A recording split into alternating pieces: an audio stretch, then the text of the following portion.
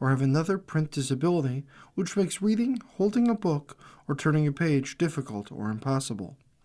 The content is copyrighted by the respective publishers. For more information, please visit us on the web at nfradioreading.org. Hello, this is Patty Young, and for the next hour, I'll be reading from the May 26th issue of the Wall Street Journal on the Niagara Frontier Radio Reading Service. Iran talks bogged down on first step to a deal. Nuclear sanctions issues are sticking points and potential, according to OpenStrait. Progress toward a deal to end the war with Iran slowed Monday as the two sides dug in over references to the country's nuclear program and financial relief for Tehran, mediators said. The slowdown followed a weekend that began with President Trump and other administration officials saying a deal was close and ended with Trump saying he wouldn't rush to conclude an agreement that wasn't right. After the initial reports of the deal surfaced, Trump came under criticism from more hawkish members of his Republican Party who worried that an agreement could open the Strait of Hormuz and ease the financial pressure on Iran's regime but leave its nuclear program intact. The deal with Iran will either be a great and meaningful one or there will be no deal, Trump wrote Monday on social media, blasting his Republican and Democratic critics as knowing nothing about the deal under negotiation. The two sides were working toward a memorandum of understanding that would end the fighting and lift constraints on shipping traffic in the Strait of Hormuz over 30 days, while setting the stage for talks about Iran's nuclear program in a second phase. Relief from sanctions would depend on progress, a senior U.S. administration official said. The U.S. is seeking clearer commitments from Iran about its nuclear program up front, while Iranian negotiators are pressing for details from the U.S. about relief from sanctions and asset freezes, mediators said. U.S. officials worry Iran will drag its feet on nuclear issues after securing some relief, the mediators said. Iranian Foreign Ministry spokesman Ismail Baghei said Monday that progress had been made on many of the issues in the talks, but that an agreement wasn't imminent. The country's top negotiators, Parliament Speaker Mohammad Bagher Ghalibaf and Foreign Minister Abbas Araghchi, traveled to Qatar to try to make progress on the sticking points, state media said. Traveling in New Delhi, Secretary of State Marco Rubio on Monday described the emerging framework as an initial bargain on the strait that could lead to a separate nuclear negotiation. There is a pretty solid thing on the table in terms of their ability to open up the strait and enter into a very real, significant, time-limited negotiation on the nuclear matter, Rubio said, and hopefully we can pull it off. A senior administration official Sunday detailed a three-part framework in which Iran reopens the Strait of Hormuz and disposes of its enriched uranium while the U.S. unwinds its blockade in Iranian ports. Then Washington and Tehran would define terms of further talks to end the war before driving toward the permanent end of Iran's nuclear program. There is pressure on both sides to get a deal. Trump has been eager to end a war that is unpopular at home and has raised the price of gasoline, putting pressure on consumers. Iran is eager to secure financial relief after the war and U.S. blockade added to the pressure of what was already a spiraling economic crisis. Gulf countries also broadly support the effort, though they worry that the U.S. could disengage before security concerns raised by Iran's bombardment of the region during the war are addressed.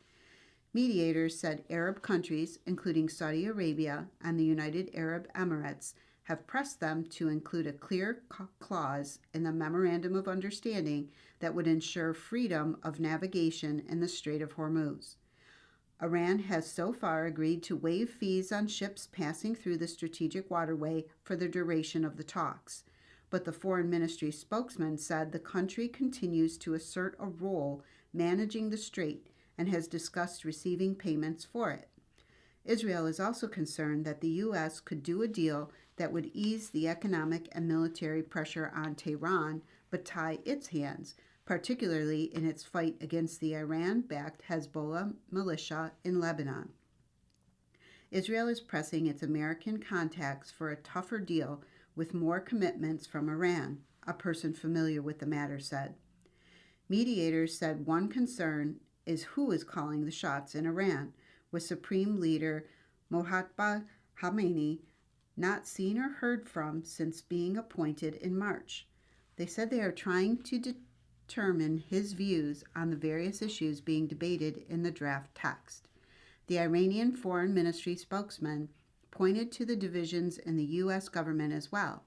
Because policymaking and decision-making in America are afflicted by a kind of institutional instability, we witness frequent changes in positions, he said, according to state media.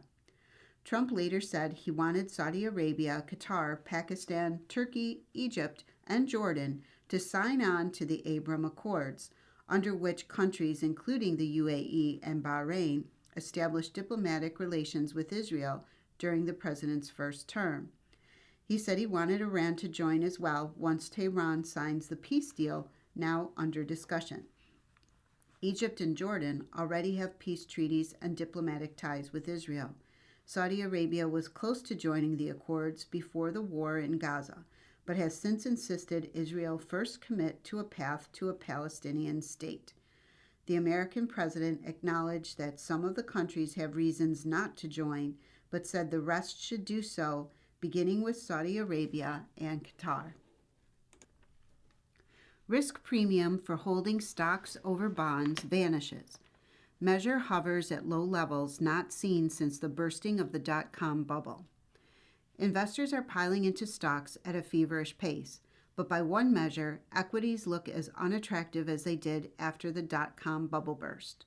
That metric is the equity risk premium, often defined as the gap between the S&P 500's earnings yield, the profit companies generate relative to stock valuations expressed as a percentage, and that of the 10-year Treasury note. In recent weeks, it has nearly disappeared and is hovering among its lowest levels since the start of the new millennium. In other words, a rough gauge of stocks' expected returns is only slightly higher than what ultra-safe government bonds will produce. The primary culprit? A global bond rout powered by inflation fears that has pushed Treasury yields higher. The Iran conflict and the closure of the Strait of Hormuz have lifted the price of oil roughly 60% this year and drastically altered investors' expectations for interest rate cuts, once considered a given in 2026. President Trump said this weekend the U.S. and Iran were nearing a pact that would reopen the strait, though mediators said that progress toward a deal slowed on Monday. As hopes for rate cuts faded, bond yields moved higher. The yield on the 10-year note settled at 4.57% Friday, up from 3.96% just before the U.S. and Israel launched strikes against Iran in late February. Inflation concerns in the bond market have ramped up, even as the mood among stock investors turned practically ebullient, despite stock valuations that still look a bit pricey compared with history. The earnings yield for the S&P 500, based on projected earnings over the next year, has dropped in recent weeks as share prices jumped and Wall Street revved up a week-long stock buying spree. There's a little bit of a disconnect at the moment between the bond market and the equity market, said Don Kalagny, Chief Investment Officer at Mercer Advisors. This is telling us that inflation fears are growing and valuations are stretched. Several risks are hanging over the stock market, including long-held fears that the lofty promises of the AI revolution, juiced productivity, skyrocketing profits, might not pan out after all. In a holiday-shortened week, investors will get a few updates on the health of the U.S. economy, including a consumer confidence report, earnings from retailers Costco and Dollar Tree, and the latest on the Federal Reserve's preferred inflation gauge. The difference between the S&P 500's earnings yields and that of bonds shows how much investors are compensated for the additional risk of owning one over the other. The idea is that in the long term, stocks need to promise a higher reward than bonds. If not, the safety and predictability of treasuries would outweigh the risk of buying shares that can lose some or all of their value. Some investors shrug off the measure, arguing it isn't very useful to compare the fixed return of a bond with the potentially unlimited upside of a company's earnings growth. They add that valuation metrics such as the equity risk premium, when considered alone, are rarely a good reason to dump equities or hold off on buying. But in the past, measures of the major indices earnings yield relative to bond yields have proved a useful guide, particularly over a longer time horizon. The Nobel Prize-winning economist Robert Shiller, for example, has highlighted the tight relationship between his preferred risk premium measure, which adjusts past earnings for inflation, and the index's future excess return versus bonds in data going back more than a century. A notable exception has occurred recently. The S&P 500's annualized excess return over the past 10 years has been far above what it would have been expected based on where Shiller's excess CAPE yield stood a decade ago. The divergence underscores just how much stocks have been able to defy the normal laws of gravity in a period marked by a pandemic, inflation, and a sharp rise in interest rates. The equity risk premium fell below zero early last year when a similar combination of higher treasury yields and soaring equity valuations nudged the metric into the red. The last time the measure stayed negative for an extended period came after the dot-com bubble. The debate among equity investors now is whether stocks' furious race back to records is justified by surging profits at America's largest companies. Calcagni, for one, is skeptical.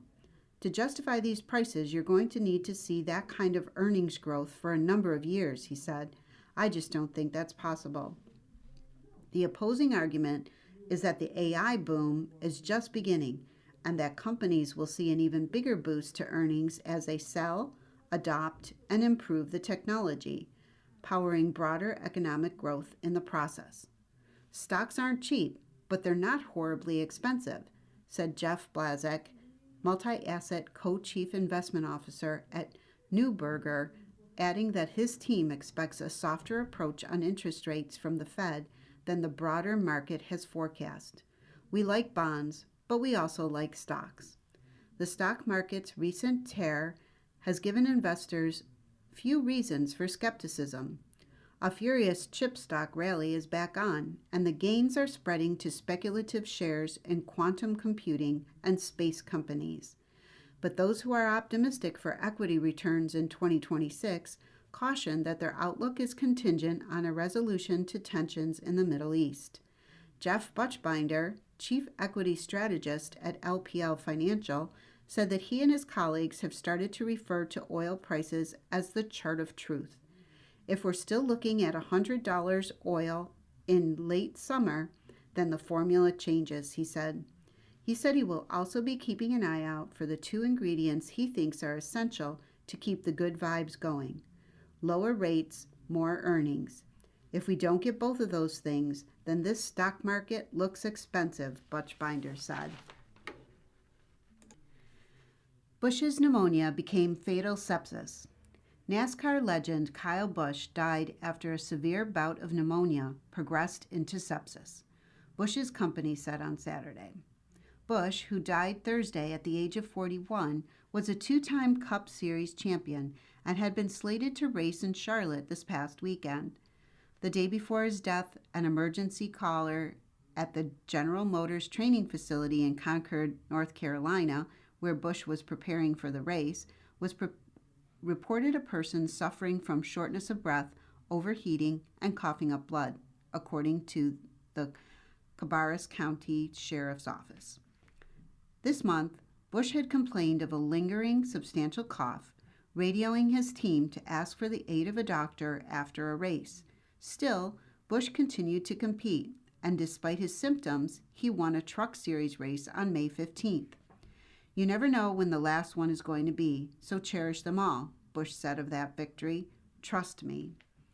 Bush was known throughout his career as a competitor who gave no quarter, talking trash, getting into scuffles, and even crashing cars in pursuit of victory.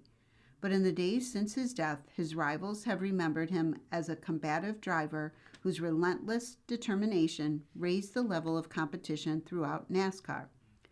I like to think that somewhere deep down there was an appreciation that we pushed each other to perform at the highest level, even if neither of us would have admitted it, Brad Keselowski, one of Bush's fiercest opponents, wrote on social media.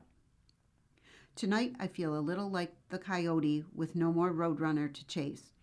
Keselowski said he was aware that Bush had been pushing through illness to compete.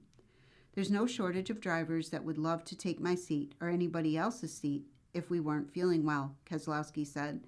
"I think every driver feels that pressure." Bush's most famous public feud was with Dale Earnhardt Jr., the scion of racing royalty, and Bush's on-track nemesis. In a 2008 race, Earnhardt held a lead when a late pass attempt from Bush sent him spinning and crashing into a wall. Following Bush's death, Earnhardt was grateful that time had mended the relationship between the two.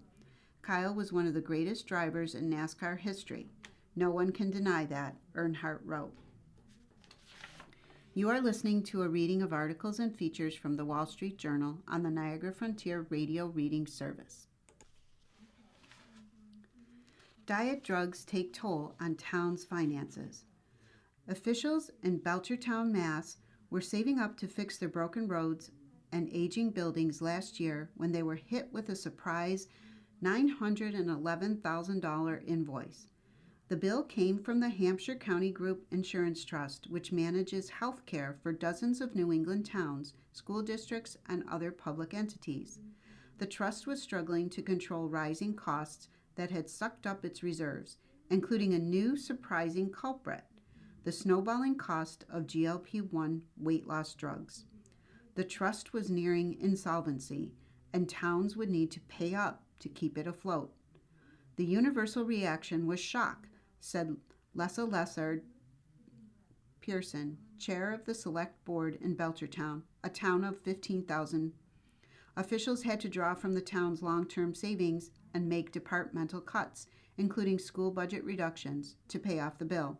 "It felt like a betrayal," she said. Many public employers started covering weight loss medications for teachers, firefighters, and police officers a few years ago when the drugs hit the market, following the lead of big companies.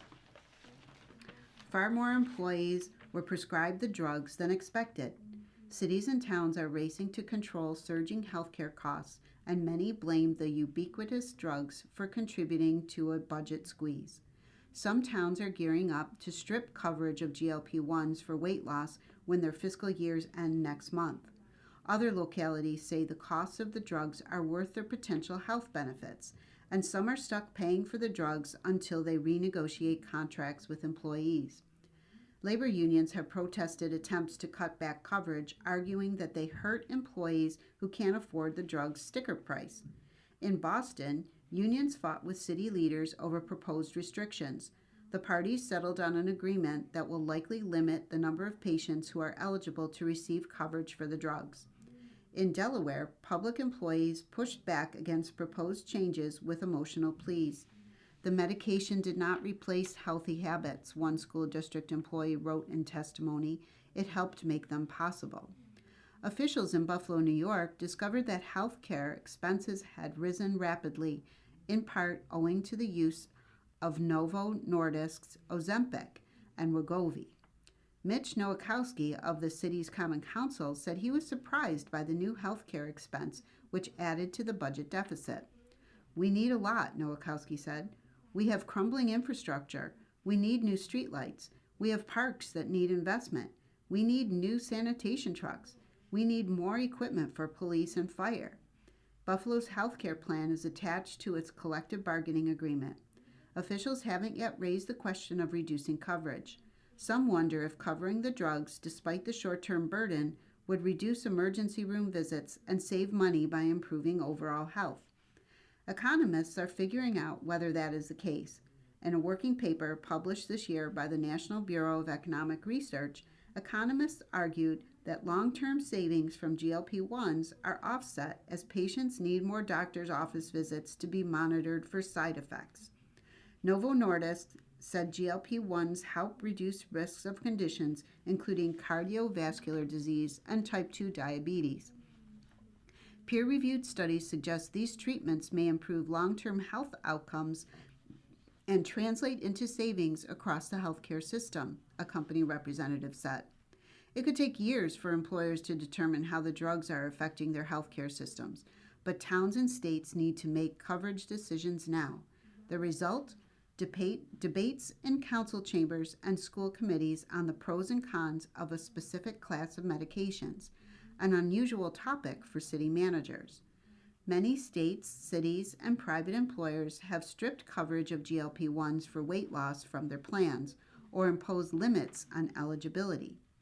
The Peterson KFF Health System Tracker estimated this past fall that 1/5 of companies with 200 or more workers cover weight loss drugs in their largest health plans. When Michael Borg, town manager of North Attleboro, Massachusetts, saw that its insurance costs had triggered a $1.8 million deficit, he assumed the town's employees must be getting sicker.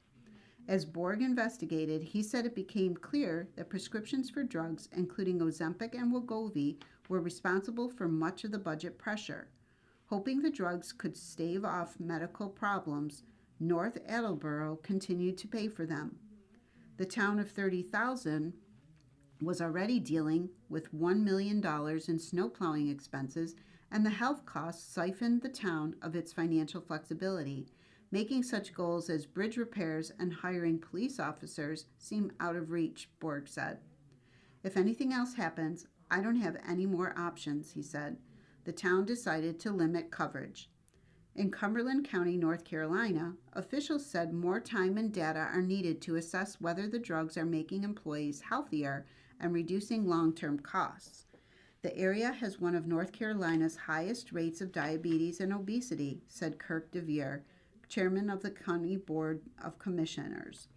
He said canceling coverage right now would be short-sighted.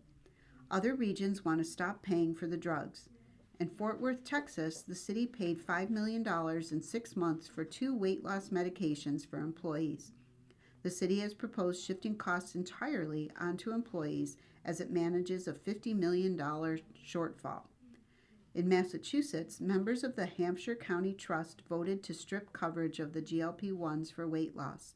In a statement, the Trust's executive committee said that in the first 9 months of 2025, weight loss drugs accounted for 30% of the group's pharmacy spending, but less than 3% of its membership. Reality TV villain wants to be LA mayor. The Hills star uses biting social media campaign to fuel bid to lead the city. Spencer Pratt knows he doesn't need to be universally liked. At an annual tennis invitational and white party at a billionaire's Beverly Hills mansion last weekend, the reality TV villain and mayoral hopeful marveled at his potential path to victory. It's pretty incredible you can become the mayor with only 51% of the people liking you. I'm like, I can do that, Pratt told the crowd. Pratt, 42, rose to millennial fame as the Dark Prince of the Hills, playing the love interest of his now wife, Heidi Montag.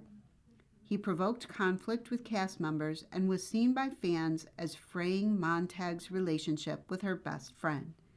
The couple settled into Pacific Palisades with their 2 sons, and Pratt opened a healing crystals business called Pratt Daddy. He trained hummingbirds to eat nectar out of his hand and posted the videos on Instagram. Then in 2025, their house burned down. As the ash settled on the Palisades fire, Pratt channeled the grief and fury of thousands of displaced people, sharing on TikTok, Instagram, and X what it felt like to lose his home, his parents' home, and his childhood neighborhood. He began demanding accountability from city and state officials. and he and Montag in a continuing lawsuit blaming government agencies and utility companies for property damage. The city-run utility has said it isn't responsible for starting the fire or for the losses that followed. Pratt, who has said he was registered as a Republican and voted for President Trump in 2024, launched his campaign for mayor in January outside the burned shell of a Spanish-style commercial building in Pacific Palisades. He told the crowd that Los Angeles is being managed into the ground by people who don't have the courage to actually lead. He began to hit Los Angeles Mayor Karen Bass on some of the city's problems, including street homelessness and the stagnating entertainment industry. His campaign has captivated residents frustrated with the pace of fire recovery and with Bass, who was out of the country when the fire started and whose approval ratings plunged afterward. In a recent debate, Pratt called Bass an incredible liar and said homeless people were using super meth. The latest independent polling shows Bass leading 4 challengers, with Pratt and Nithya Raman, a city council member, within striking distance of each other for second place. The top 2 finishers from the June 2nd nonpartisan primary will advance to the November election if no candidate wins a majority of votes. Pratt earned his political science degree at the University of Southern California, but hasn't held public office. Supporters see Pratt as a fresh face who talks openly about the city's dysfunction. His lack of experience with government might even be an upside, they say, since the system seems so broken.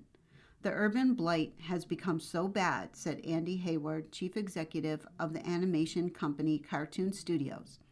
Pratt could be a turning point, a tipping point character, he said. Hayward co-hosted a fundraiser with his wife last week at which Pratt was smudged with sage before standing in front of a giant amethyst geode to address about 125 people. Recent donors to Pratt's campaign include Lucian Grange and his son Elliot Grange, the respective chief executives of Universal and Atlantic Music Groups, an entertainment investor, and major Democratic Party donor Haim Saban, City Records show. At a Brentwood fundraiser last week, record producer David Foster and his wife, singer Catherine McPhee, serenaded Pratt with a cover of the 80s anthem, The Best. You're simply the best, better than all the rest, McPhee sang as she name-checked some of his opponents, according to a video shared to Instagram. Critics said Pratt is untested and has little understanding of major issues, including housing, affordability, and the job market. He has advocated for removing homeless people from the streets, including with involuntary, temporary psychiatric holds, and said the city should not perpetuate and indulge their addiction. Experts said some of his proposals could face legal and logistical challenges. The homeless problem is a drug abuse problem, and you can't fix drug addiction with housing, Pratt said in a statement provided to the Wall Street Journal. His campaign declined to make Pratt available for an interview beyond the statement. Pratt is running an attention-grabbing campaign, heavy on podcast appearances and lighter on interviews with traditional news outlets. He mixes Trumpian rhetoric with social video savvy reminiscent of other millennial politicians, including New York City Mayor Zoran Mandani. He has brought attention to his campaign by amplifying a torrent of viral AI-generated content. One Batman-esque video, which his campaign said neither he nor formal surrogates made, showed Bass as the Joker being pelted in the face with tomatoes. Bass told CNN she is worried by the violent turn of the videos, including one that showed her and California Governor Gavin Newsom being drowned.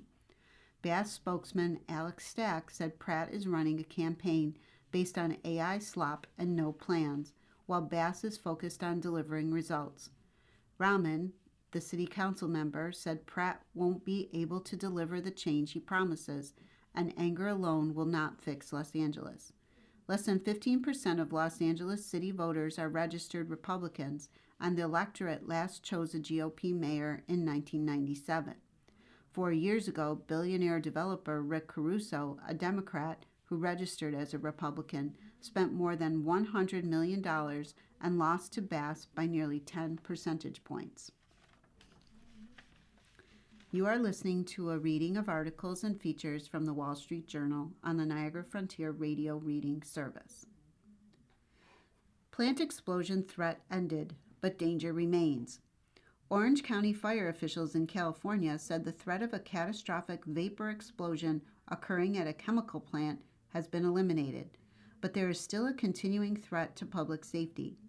An industrial tank at a plant in Garden Grove, California, about 20 miles southeast of Los Angeles, has been leaking vapors since at least Thursday, authorities said.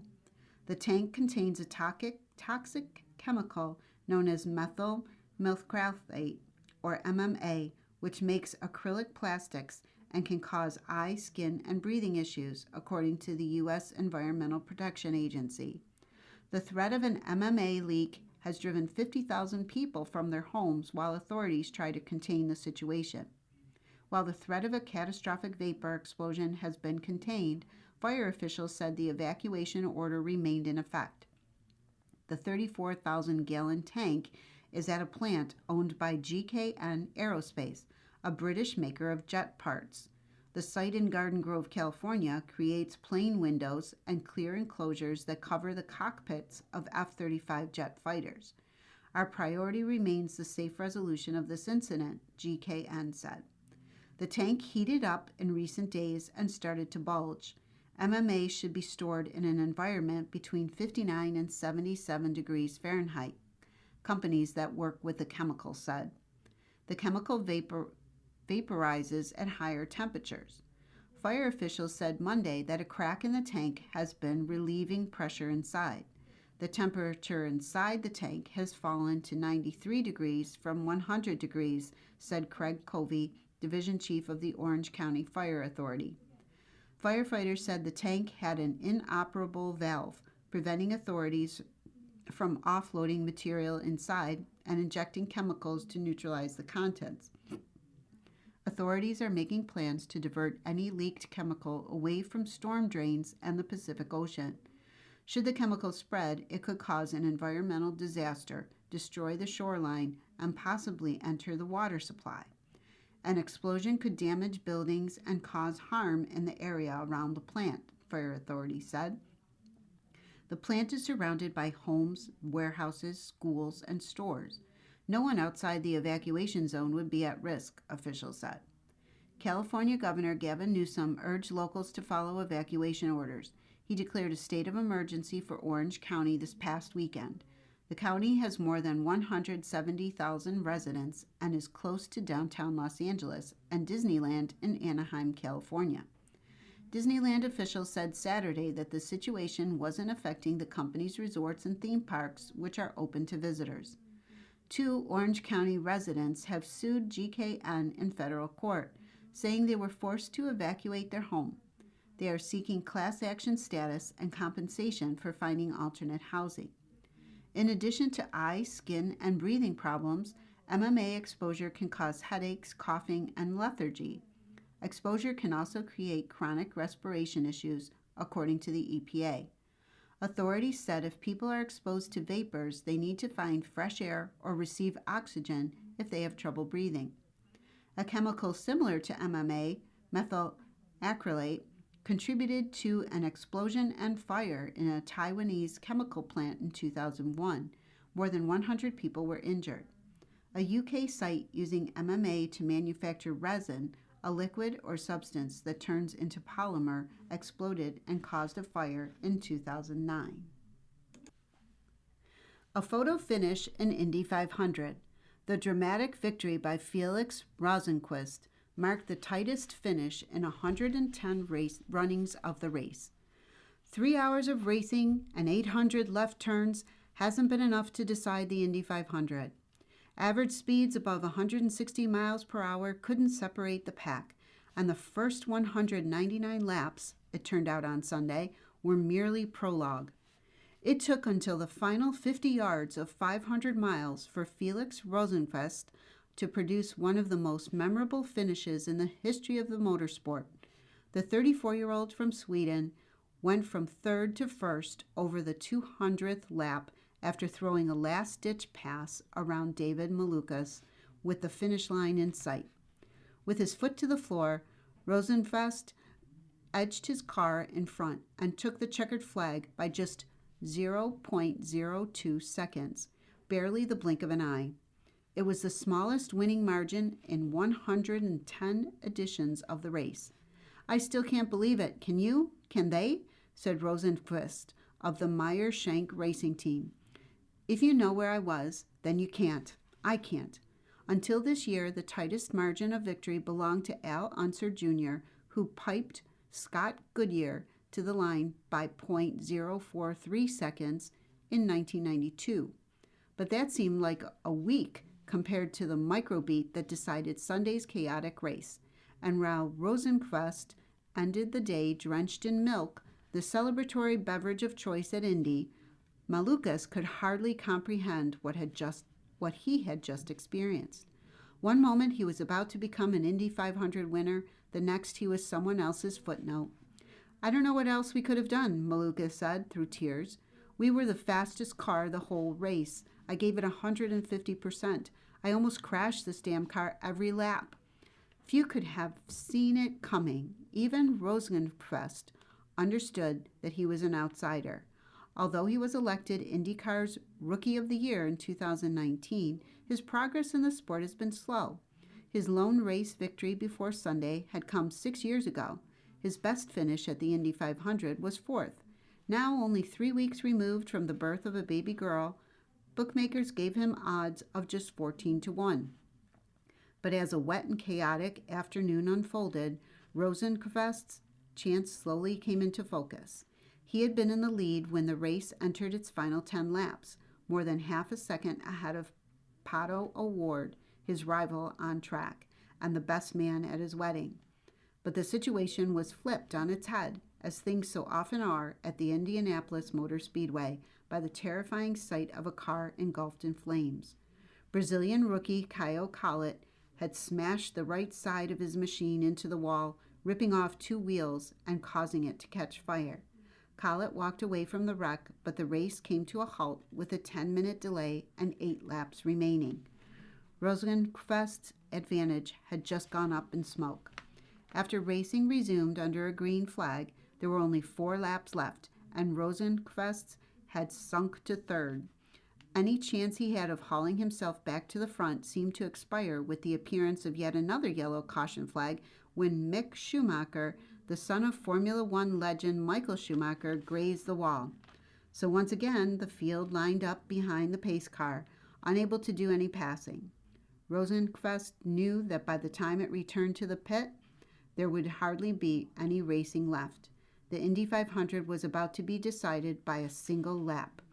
At the restart, Rosenquist still sat in third behind Armstrong and Malukas, but in a strange way, Rosenquist sensed that any pressure had lifted from his cockpit. I felt like I was hunting instead of being hunted, Rosenquist said. 2 corners later, Malukas was willing his car to victory, but Rosenquist wasn't quite out of it yet. He found the optimal line through the final bend and positioned himself directly in Malukas's slipstream. What had been a gap of 0.2 seconds suddenly evaporated to a fraction of that, and in the home straight, with nothing left to lose, Rosenquist seized his moment. He nudged his wheel right to slingshot his car around Malukas and nose ahead at some 230 miles per hour. They finished side by side in a straight drag race to the line. Only when they crossed it, Rosenquist was in front. This place also doesn't care who you are when it comes to the good stuff too, said Meyer-Shank racing owner Michael Shank. As much as Indy can make you hurt, it will also reward you with the greatest feeling of your life. Oil prices drop on U.S.-Iran talks. Investors skeptical of deal after seeing endless loop of whipsaw headlines. The prospect of a possible peace deal with Iran sent oil prices falling and stock gauges around the world climbing Monday. The most acutely traded Brent crude oil futures slid roughly 7% to $93.42 a barrel, the lowest since mid-April. That helped pull European bond yields lower as inflation worries cooled. Stock indexes in Asia and Europe jumped, with the Nikkei gaining about 3%, for a record close. Tech-focused NASDAQ 100 contracts rose 1.4% to lead U.S. stock futures higher, with futures tied to the Dow Jones Industrial Average and S&P 500 both up around 1%. U.S. and U.K. stock and bond markets were closed for holidays. The weekend brought another stretch of whipsaw headlines for traders, starting Saturday when President Trump announced the near finalization of a pact with Iran that would reopen the Strait of Hormuz. He followed that on Sunday by saying he had informed his representatives not to rush into a deal and that the U.S. blockade on Iranian shipping would remain until an agreement is signed. On Monday, he wrote in a social media post that negotiations were proceeding nicely, though mediators said progress had slowed as both sides dug in over references to Iran's nuclear program and financial relief for Tehran. A full reopening of the Persian Gulf would remove a substantial overhang on the global economy. Prices for energy and fertilizer shot higher after the war began, feeding through to higher inflation around the world. That forced the Federal Reserve and other central banks to reverse course on interest rate cutting campaigns, with markets expecting higher benchmark rates instead. In theory, those trends could reverse when ships stuck in the Gulf start sailing again. Still, investors and market strategists greeted news of a potential peace pact with skepticism. Monday's moves were a story they had seen before, and any benefits for a deal could take months or longer to play out. It just seems to be this endless loop of Charlie Brown and Lucy with the football, said Michael Avery, global strategist for economics and markets at Dutch lender Rabobank. Every single time, it's, this time is the breakthrough. This time the energy will flow. And at any one given time, it could be right. But so far, repeatedly, it hasn't been. Even after weeks of war-driven market swings, Monday's move stood out. Brent crude futures haven't settled below $100 since late April, though they are still more than $20 a barrel more expensive than before the war. The yield on Germany's benchmark 10-year government bond, which has climbed steadily on rising interest rate hike expectations, sank below 3% to trade near its lowest level in more than 6 weeks. With many traders in the U.S. and Europe away from their desks for holidays, trading volumes were lighter than usual Monday. Moves across financial markets could be tempered by real-world realities.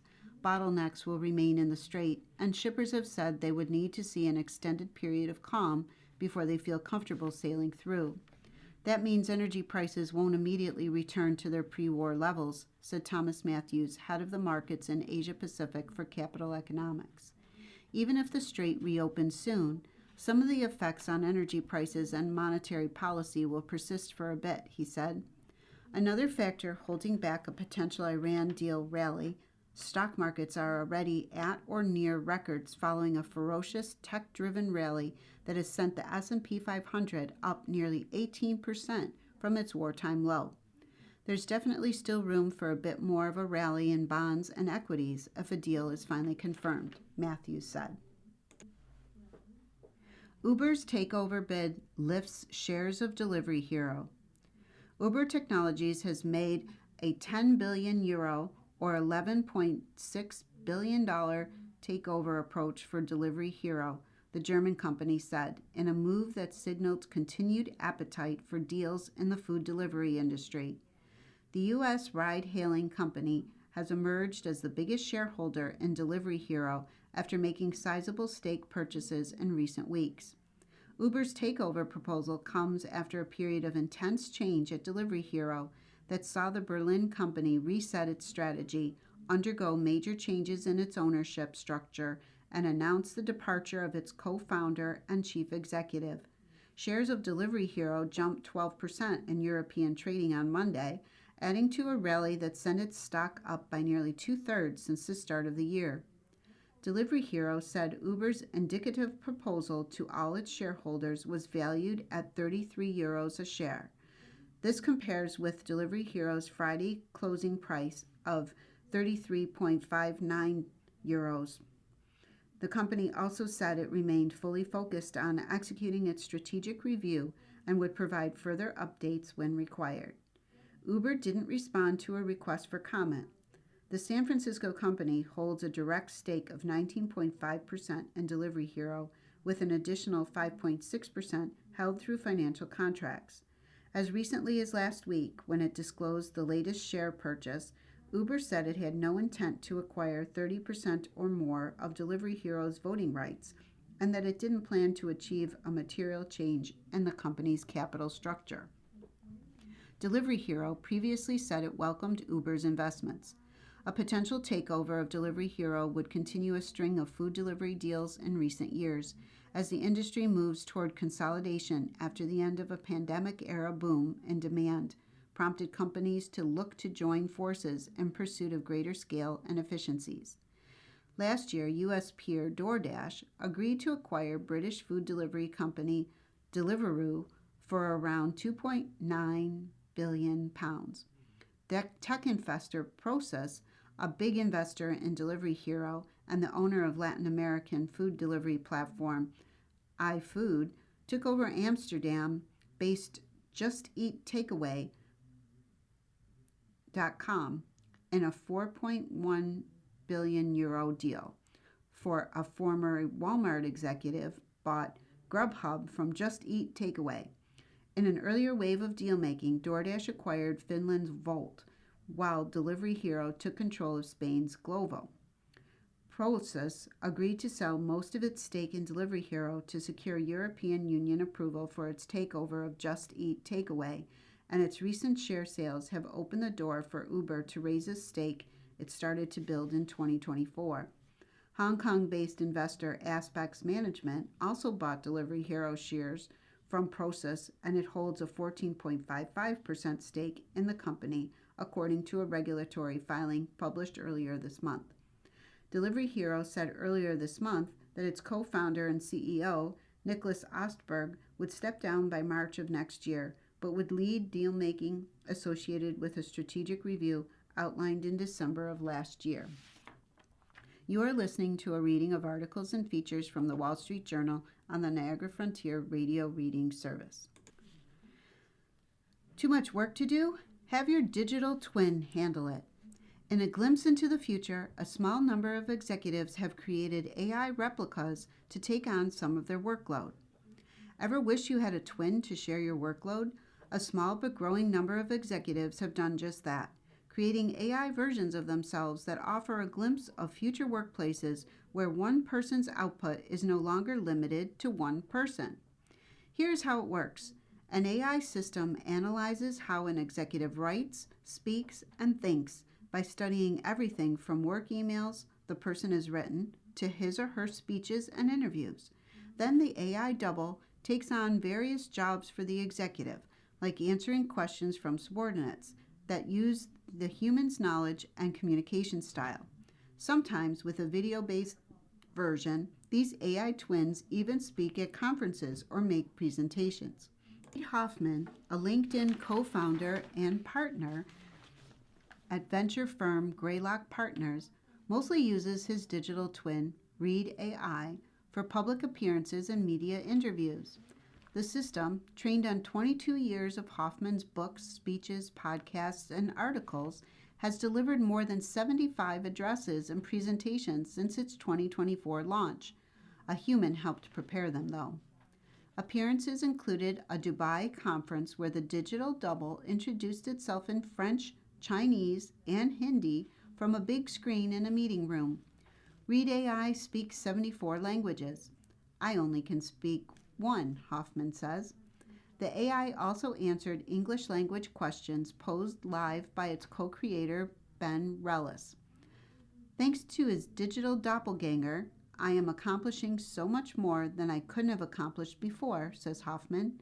It's probably a 50% time savings on the weeks it's deployed, which is typically every other week. Doubles multiplying?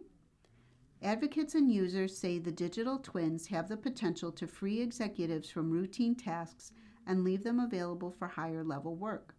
Digital work twins could become the most significant productivity multiplier since the personal computer, concludes a December report by Kevin Oakes, Chief Strategy Officer at the Institute for Corporate Productivity, a human capital research and advisory firm. Your twin could probably handle half your work, freeing you up to be more creative and strategic, Oakes says in an interview. In 10 years, Hoffman expects every company with more than 50 employees will have some highly trained virtual counterparts like his assigned to individuals in senior management, business development, sales, customer service, and media relations. Within a decade, Hoffman predicts, many large companies will have digital twins for rank and file employees as well. But digital twins also face substantial hurdles, such as getting the workforce at large to accept the idea.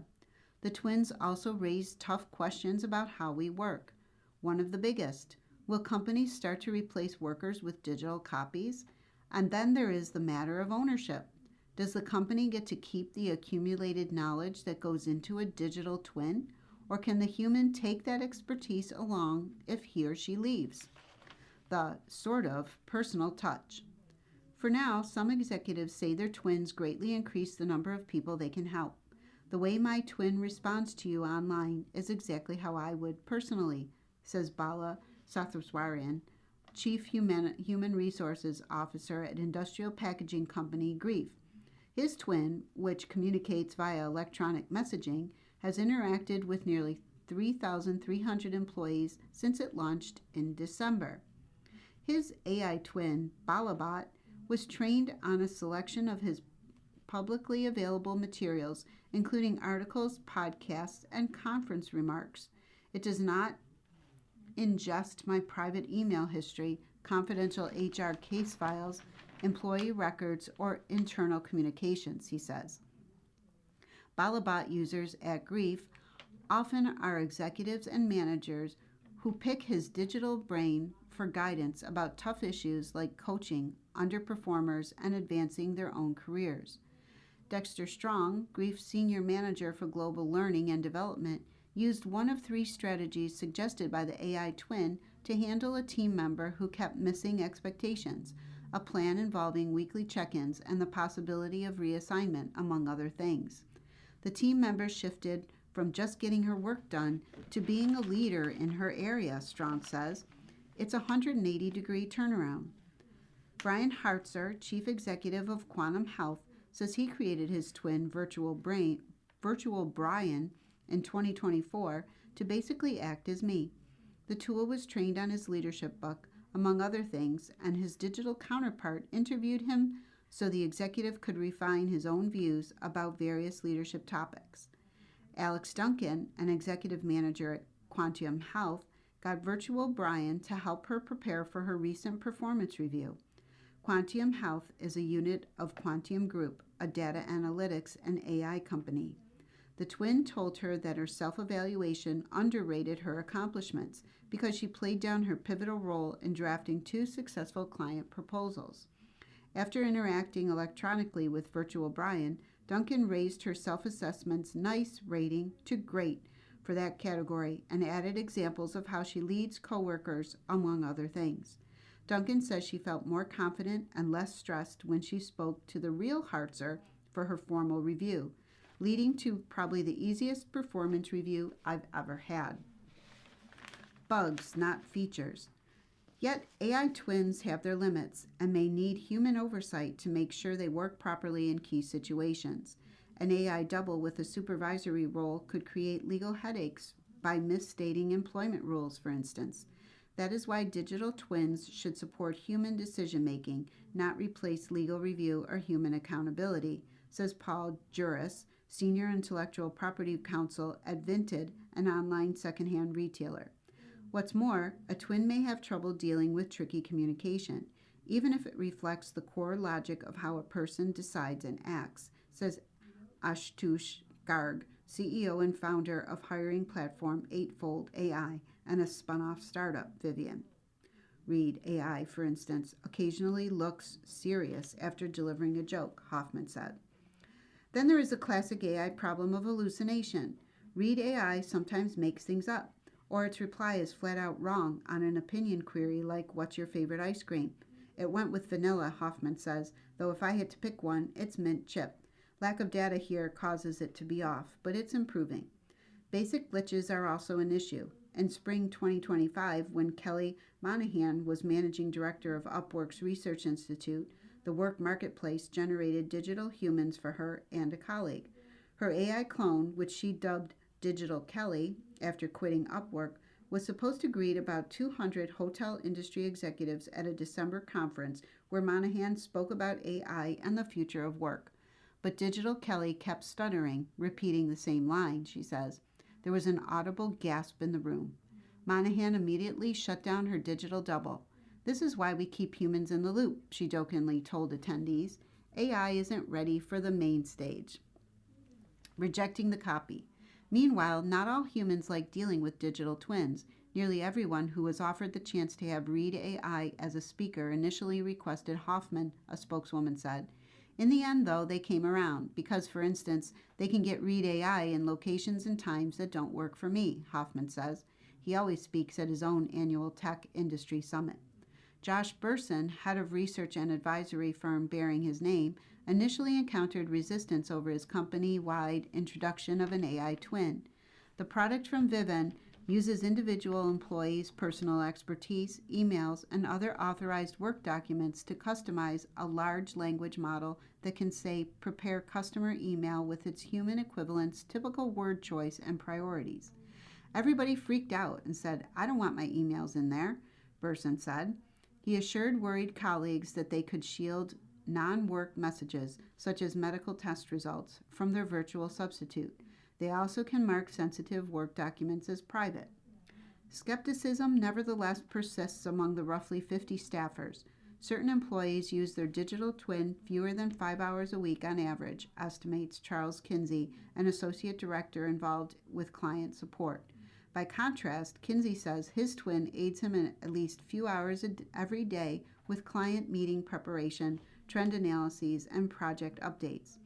And digital twins raise even larger issues about the nature of employment. For instance, will workers be able to take their AI counterparts when they leave a job? And can their former employer keep using their expertise in digital form?